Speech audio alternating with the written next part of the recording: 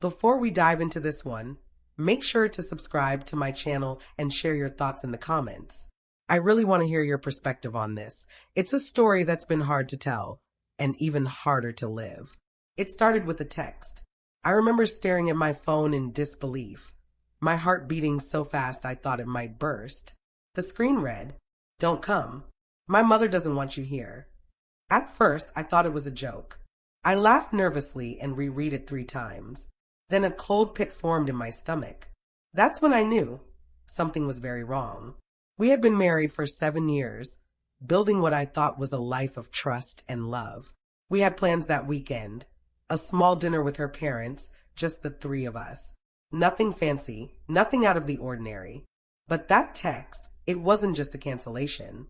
It was a warning, a barrier, a secret. The weeks leading up to that night had been strange, though I didn't recognize it at the time. Calls she ignored, text messages that disappeared before I could read them, small lies about being stuck at work or running errands. I blamed myself. Maybe I was imagining things. Maybe I was too controlling. I wanted to believe that. But a seed of doubt had been planted and it wouldn't let go. I arrived at her parents' house anyway. I waited in the car, hoping it was just nerves or miscommunication. Her mother answered the door, smiling, warm and welcoming as always. But the moment I stepped inside, I felt the shift. The laughter stopped.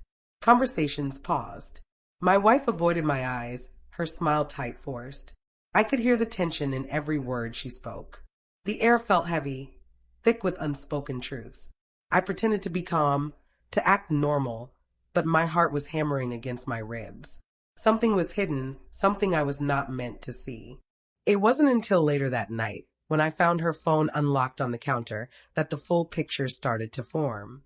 Messages from a number I didn't recognize, filled with flirtatious jokes, intimate talk, plans to meet when she was free. My hand shook as I scrolled.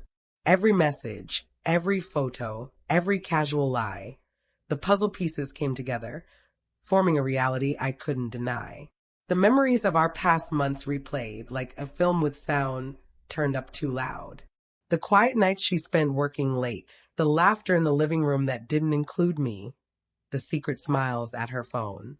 Moments I had treasured now felt tainted, like I'd been living in someone else's story while pretending it was mine.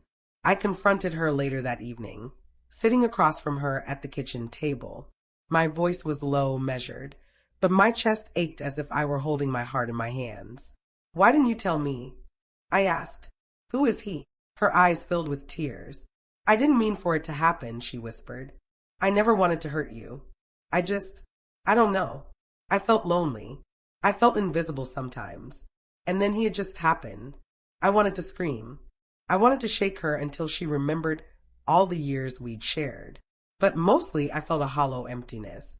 Love and betrayal collided inside me, leaving only confusion and a sharp, aching sense of loss. I left that night, not in anger, though I was furious, but in clarity. I realized something important. Love is not enough when trust is broken. The memories that once felt comforting now carried a sting, a reminder that even the closest hearts can hide secrets. The following days were quiet. I stayed in our home, walking past rooms that once held warmth and laughter, now shadowed with tension and regret. I didn't hate her. I hated what had happened, what had been taken from me. But slowly, painfully, I began to understand that forgiveness is not about forgetting. It's about reclaiming yourself. I reached out to friends, leaned on family, and allowed myself to grieve, not just the betrayal, but the version of us that no longer existed.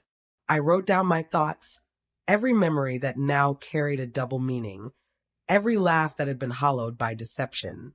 It was messy, heartbreaking, and necessary.